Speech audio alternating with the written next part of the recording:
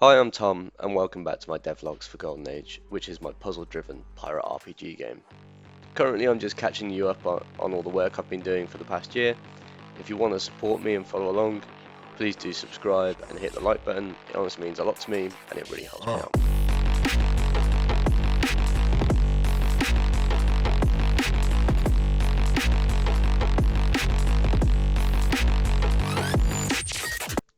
Today, I just wanted to talk about my battle minigame. You'll have seen some of the footage of it as the background footage in the last devlog. It's a major part of the gameplay loop and is the key place that you as a player are going to build up resources by battling other ships and then beating them in the sword fighting. So in the battle, you'll take control of your ship and navigate around the map, trying to hit the enemy with cannonballs. Once you've fired enough cannonballs and done enough damage, you'll then board the enemy ship and fight them in the sword fighting puzzle. If you win, you get to steal their cargo, so that's treasure, so money basically, and also other resources that you might need, like cannonballs or trade goods, like wood. The actual game itself is a WeGo system, so you have 4 turns that you program in before the start of the turn, and then the AI does the same. Then everybody goes at the same time. So each turn in that 4-turn section is executed at the same time in sync. So what you really have to do is predict and strategize to try and get the most out of each turn.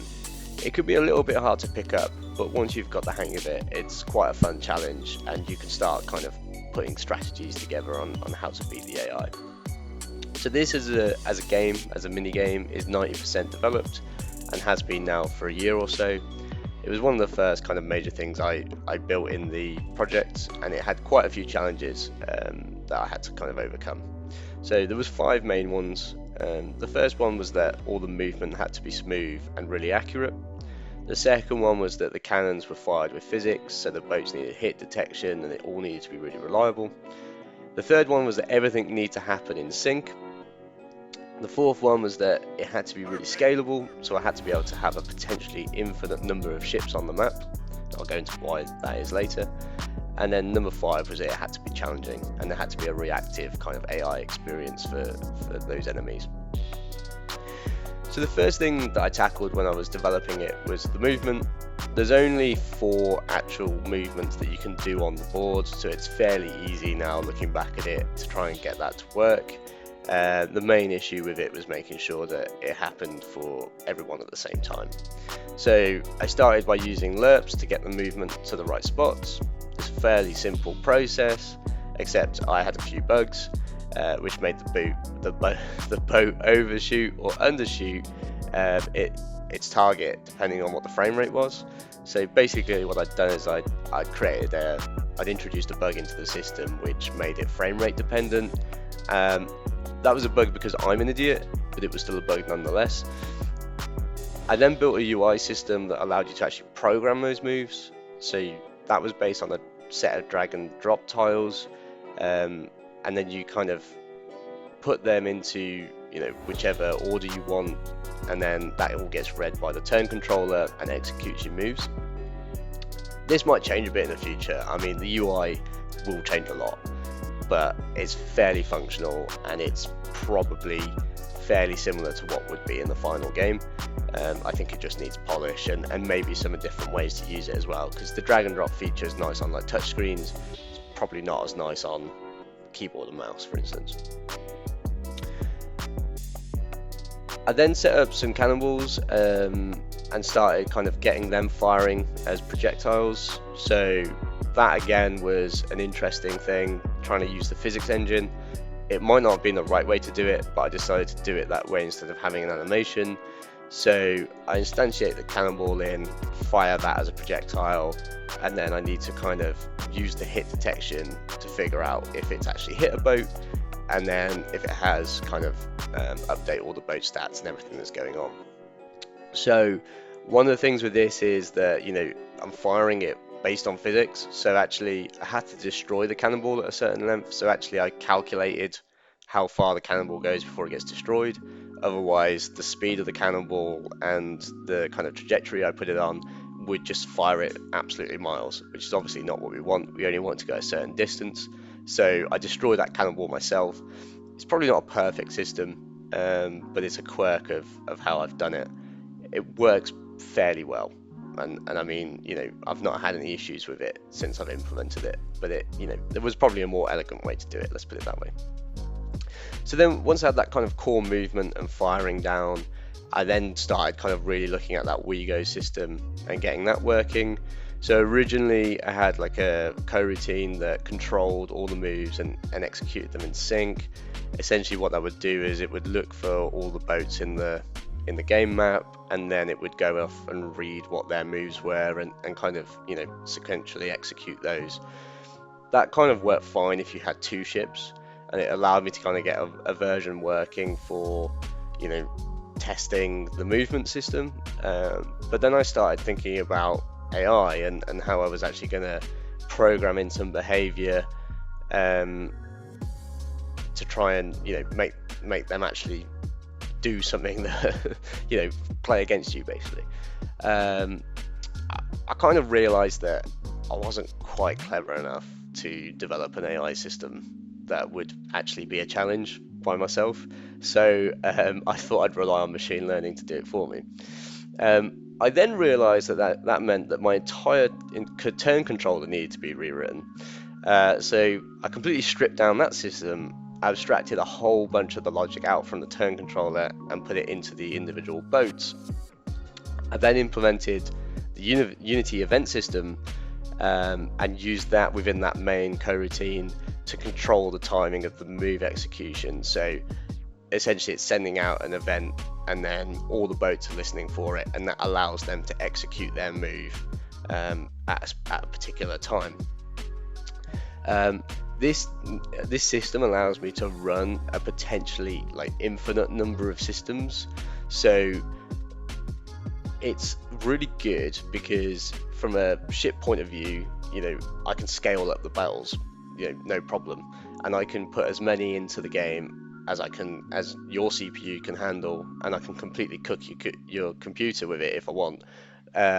But essentially this has allowed me to train the machine learning a lot more efficiently. So now all the ships have their own kind of little brain, and all they're doing is listening for that kind of order to be able to execute their next move. So whether that's their kind of forward move or their cannon shot moves. So that in itself is a much kind of more scalable system. So then within that, whilst I was working on that, I was also implementing kind of the machine learning ML agents from Unity. And this is where a lot of the kind of two systems and the debugging kind of crossed over. So first I had to kind of understand what the bloody hell ML agents was and how it was working, because it's quite complicated. And that kind of meant grabbing the sample project. I spent a few days kind of deconstructing all the examples and trying to understand how it all worked. I then trained the examples within that project for myself and started getting the kind of workflows down in my head, so I kind of understood what was going on. If you're thinking about using the ML agents, definitely download the sample project and 100% spend some time working on their examples. It's really useful, it's really well done, and I've got an example that kind of covers pretty much any scenario that you might have. So that in itself is a really great place to start. So from there then I had to set up my own environment, and that kind of took a few days just to even get implemented into the project, and starting to develop a map that I could train a lot more AI on, and then trying to understand how I was going to essentially allow the AI to interpret that map. So that then meant building essentially a vision system so that the AI could detect other boats, environmental objects, the edge of the map and stuff. Just a quick thank you to Ben for helping me with that. He did a lot of work on the vision script, and it works really, really well. And then I had to create a brain script that obviously handles all the decision making and is attached to the kind of ML agents package.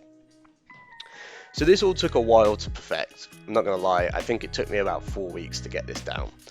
And then I went through about 60 different iterations of trained brains with different environments, different changes to the design of the maps, bug fixes, different kind of training parameters and things like that. So I did a lot of work trying to get this down, and to be honest with you, it's probably not done. I've probably got a whole bunch more to do.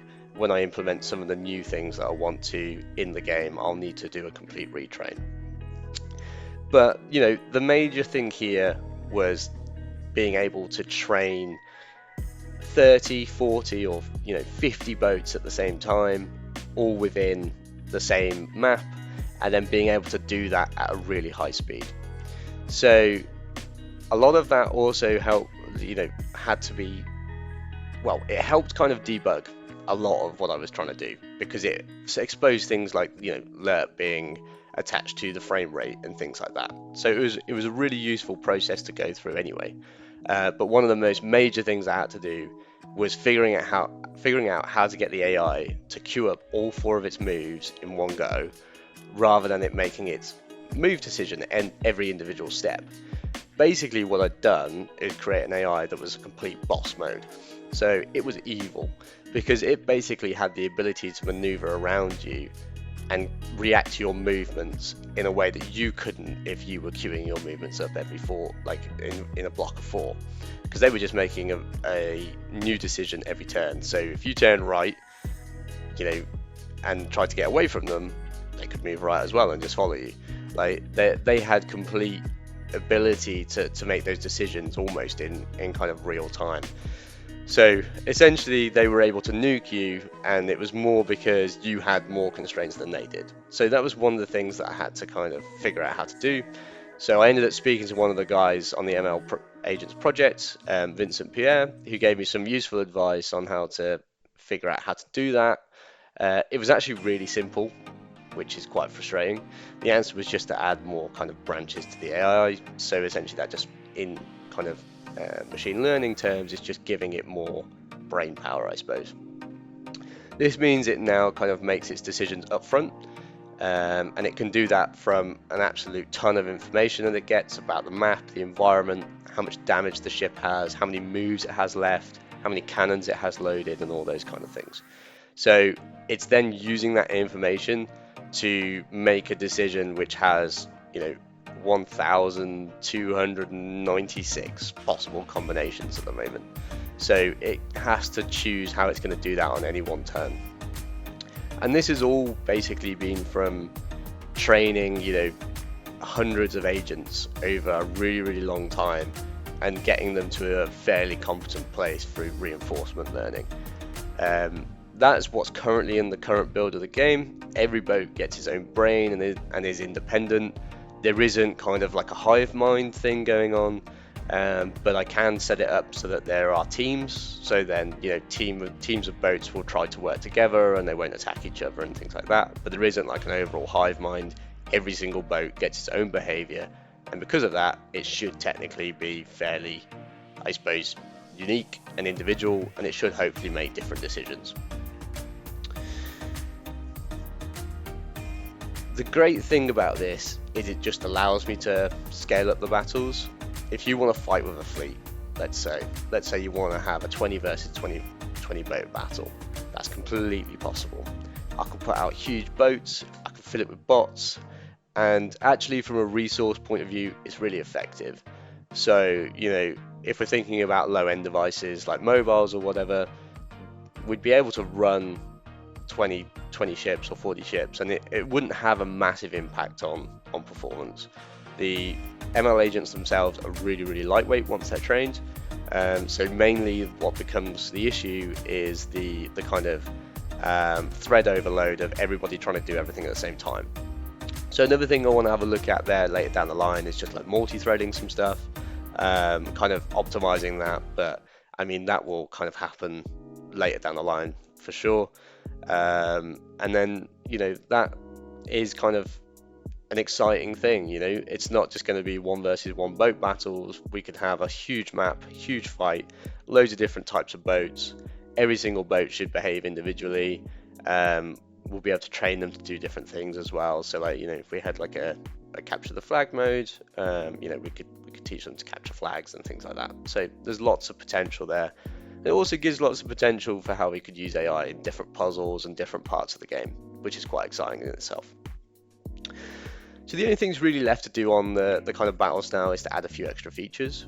The first one is more map design and environment features, things like whirlpools, things like wind to kind of give you a boost and help you get around the map and stuff. And then other than that, really at the moment, adding in the boarding action so you can actually initiate a sword fight, and then attaching the kind of sword fighting puzzle to the end of that sequence. That is kind of the core thing, and then on top of that, really, I just need to add some kind of more boat management considerations, um, put more of that into the gameplay, and a lot of that is just UI work. It's just kind of displaying that information on the UIs. You know that you've got X amount of moves, you've got X amount of cannons, and at the moment you're reloading one cannon per turn or whatever it is. So basically it's done. um, I'd say that because basically it probably isn't, and there's probably a lot more to do. But I mean, from a playable point of view, it's kind of there. I've had my friends play test it. I had some good feedback on it so far, and I've kind of smoothed out a lot of bugs. So it's just about getting those extra features in, kind of wiring that up with some of the other parts of the game, and then just seeing how that kind of functions now. So yeah, that was more of an explainer rather than like a devlog, I suppose. But the whole thing's turned out pretty well, and at the moment it's probably the most polished part, so it's worth spending some time just talking about it. So really, that's it from me. If there's anything you think I'm missing, is there any features that could be cool? Or if you have any more ideas about the environment and how I could make that more interesting, let me know in the comments. Otherwise, that's everything from me. Thanks for watching, and I'll catch you next time.